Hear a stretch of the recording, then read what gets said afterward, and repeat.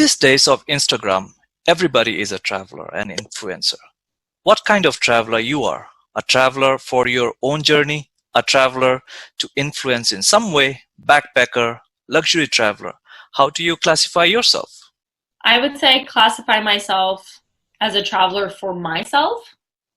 Uh, I'm sure if you see sort of in the captions of my Instagram, they're more like diaries. They're very long, and I do make sure that I speak from my heart. I speak usually about thoughts that might be running in my headspace at that time, and I do try to create a type of community. I might ask a question, like for example, my last post discussed about the idea of unexpectations, right? We have this idea before we get into situations to expect something. We categorize it. Our brain needs that categorization to understand, okay, I need to prejudge this situation if it's going to be positive, negative, or neutral for me. Well, what if we lived life with unexpectations, right? What if we just went into a situation with no judgment, and no preconceived idea? What would the world look like from that point of view? So these are the types of questions I like to ask my followers, and also my friends and family. I've got a lot of friends and family on my personal Instagram, so I like to sort of tickle their subconscious. What tips you would give for people who would like to travel more? I would say my number one motto for when I travel, and it probably is not the most inspiring, but my motto is expect the worst and hope for the best. So I honestly, you never know what's going to happen, especially if you're solo travel. You have to be very alert of your surroundings. You have to be very aware. Do you speak the local language? Are you able to get to your hotel once you drop off at the airport? Are you the type of person that likes to pre-plan, or are you the type of person that likes to go with the flow? So there's a lot of different factors, and it all boils down to what type of person you are. I noticed that throughout my traveling experiences, I used to be a pre-planner. I am a pre-planner anyways, but traveling allowed me to go more. Traveling allowed me to understand that everything is figure-outable. Everything's okay. Things work out in the end. There's no reason. Life is too short to stress about the small things. Sometimes we need to take a step back and really understand what we're grateful for, and just know that things work out in the end. All right. What all gears you carry typically for your travel? I would say that probably the number one gear that I like to bring with me is my 4-port USB charging station. This has helped me so much because I've been in so many hostels where I essentially needed to, maybe there's only one plug in the wall, and let's say you need to charge your GoPro, you need to charge your computer, you need to charge your phone, you need to charge your Apple Watch, whatever devices that you have on you, those are all sort of USB friendly except for the computer. So, what do you do in a case scenario where you need to charge all these things for a next traveling day, right? So I bought myself I actually have it right here. I bought myself a 4-port USB charger that allows me, and I got it off of Amazon. The company is Anchor, and I've had it for almost 2 years. It's been a really great gear. That's probably one of the gears I use. Another gear is my GoPro. That's definitely something that I'm able to collect footage, and plus I'm not a videographer. You don't have to be like a photographer, videographer, or any of that stuff. I just love to record the experiences, and the reason why I got a GoPro was because it was small, it was compact, and the idea was I was always struggling when I was traveling that I wanted to appreciate the experience, but I also had this anxiety and wanting to record it, wanting to capture it, or making sure that I had it to send it to my friends and family. So the GoPro sort of solved that issue for me. You're able to do a video that's able to also take photos from that video. So you're just clicking a button and you're able to appreciate the view, you're able to record the experience, and you're able to take photos from it. So GoPro, I'm definitely a big fan. What are some other gears? I would say packaging cubes. So one thing that I've done is I follow the minimalistic route. So I like to travel minimally. So actually, surprisingly, for a full year, I traveled on only 11 kilos with carry-on. So I didn't bring any checked bag. And that was a little hard for me because I do like to bring a lot of clothes. I have, I like to bring different shoes or whatever that looks like. but I had the advantage of traveling to hot countries, tropical countries, like where you are right now. And I was able to sort of dive into that deeper. So the summer clothes were a lot lighter. You're not bringing like big, heavy winter coats. So I traveled only with a carry-on. And with that said, I have these packaging cubes. So I'd have like all my shorts in a packaging cube, just with a zipper. You can get these on Amazon. And then, different packaging cubes for different things. So when I'm at a hostel, I don't just open my bag and all my clothes just like, avalanche out. It's more the concept of I take out my packaging cubes and I've got like maybe 3, and then I open it, I've got shorts, shirts, and everything is organized and quick.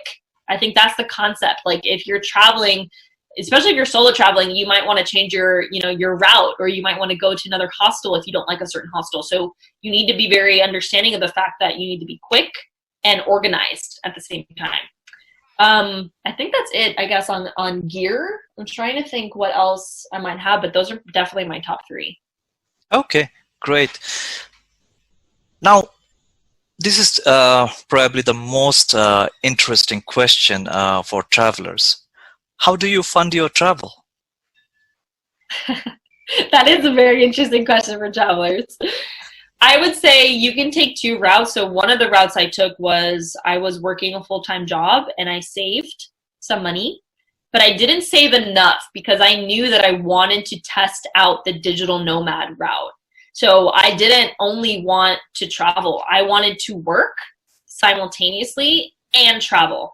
So with that said, how I was funding my travels after I started my journey in January 2019 to Bali was that I was working at the same time. I was working as a social media manager, for 2 different clients. And that's where my income was coming from on an hourly basis.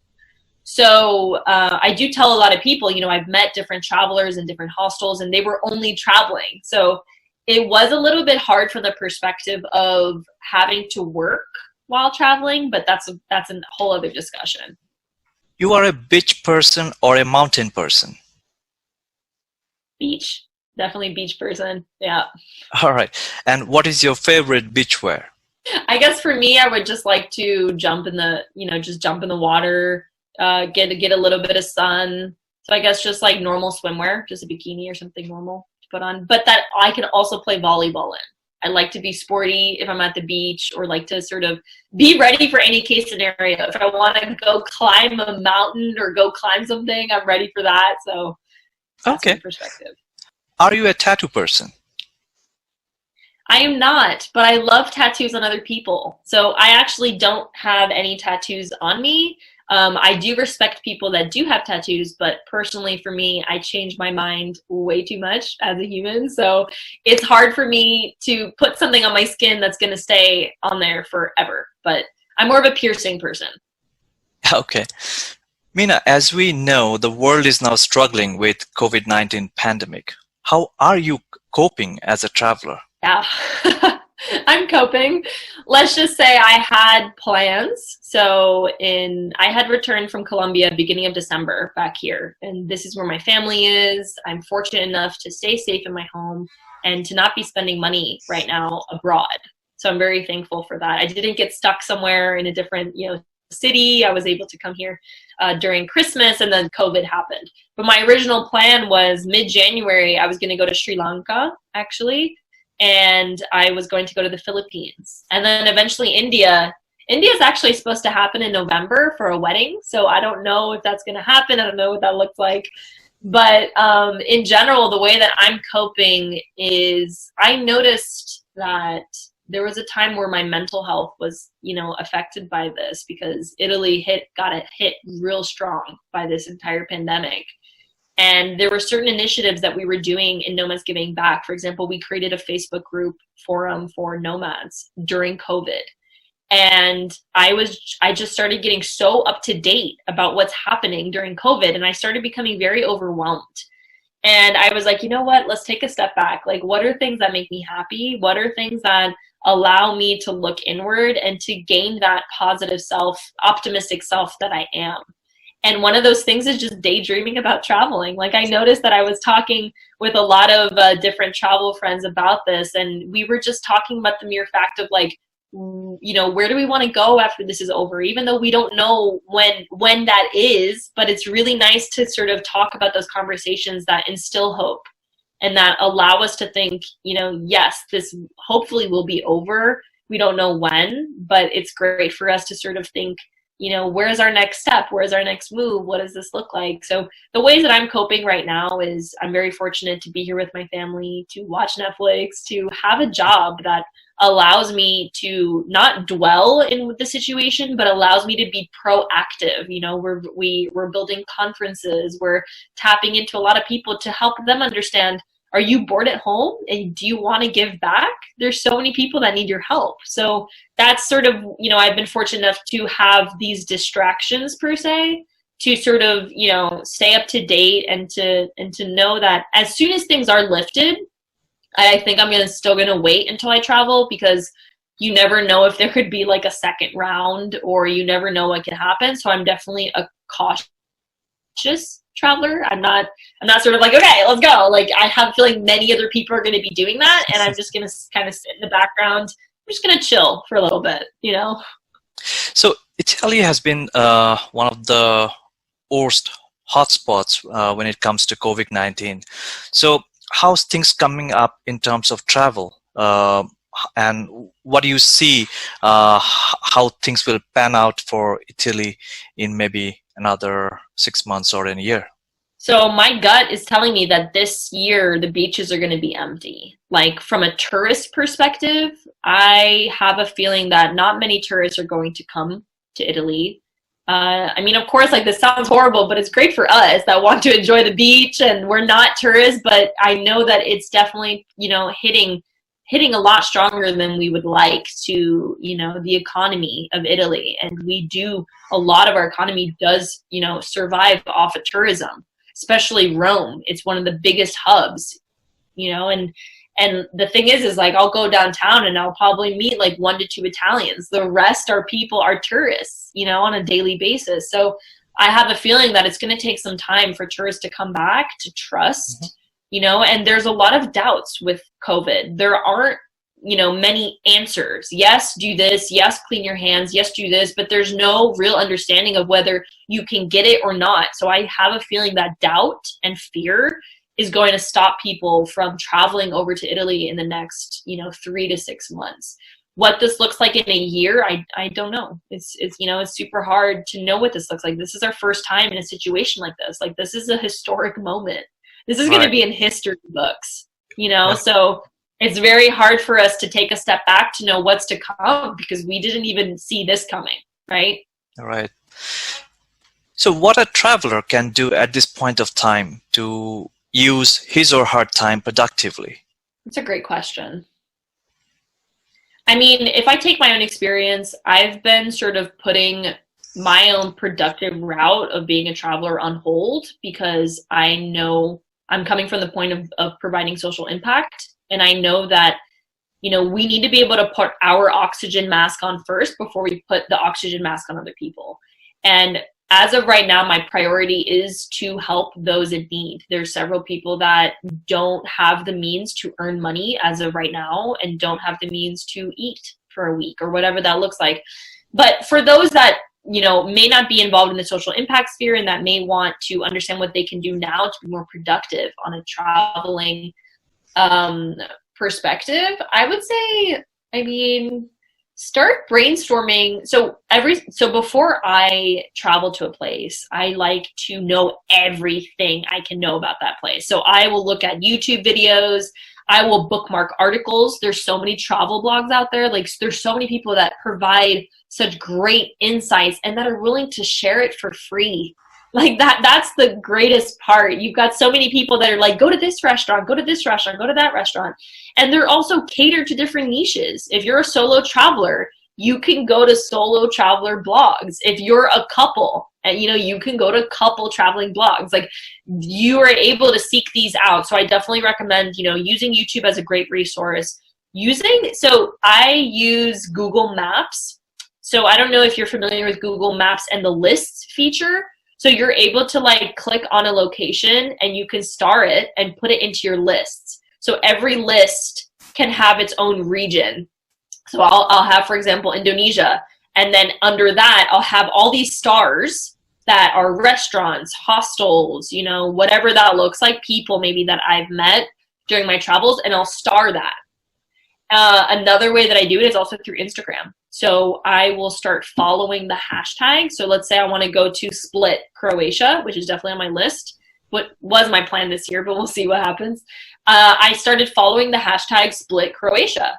And once you follow that hashtag, you can then see people tag, you know, restaurants or hostels, and you can start to see, you know, depending on what type of traveler you are, if you're like a style traveler or like, you know, an influencer and you want to get those Instagram photos, you're going to see that through Instagram. Like you're going to see what's Instagrammable. So follow those hashtags, depending on the location. And yeah, those are just some tips that I would definitely share with those that want to be productive as of now. Okay. Thanks for sharing with our viewers. So real travel may be quite some time away, and travel will not be the same in some time to come. How would you look at travel in next 1 to 1.5 years? I would say I would be more cautious. I feel like to know that something this big can shut down an economy and can put you on lockdown, I would say probably in my own personal experience, I'm thinking of potentially traveling only in Europe due to the fact that if something were to break out or if something were to happen again, I'm close to home. I think, you know, if you're fortunate enough to return back to a home or a family, you know, I definitely will want to be close to them in vicinity to know, you know, for emergency purposes. I don't want to be stuck in Timbuktu somewhere, you know, and I'd have to fly 24 hours to get back home. You know, there have been so many nomads that have had horrible experiences throughout this pandemic, and I just would like to be cautious in that way. So I would say I probably won't be I wouldn't say reckless. I feel like the way that I've traveled has been, I look at Google Maps and I'm just like, okay, where do I want to go? Do I want to go there? No. Do I want to go there? You know, and like that has been a fantastic opportunity. But now what I'm going to do in this next year is I'm going to really consider the fact of if something like this can happen, what's going to stop it from happening again? You know, so I'm going to put that into my decision-making process. So that's what that looks like for me, at least. Wow, great. Thank you, Mina, for taking time to talk with Traveling Bits. Viewers, you can follow Mina on Instagram handle Thrive Curiously. And don't forget to subscribe to Traveling Bits channel on YouTube and click on the bell icon for updates. Stay home, stay safe. God bless India, and God bless the world as well. Thank you.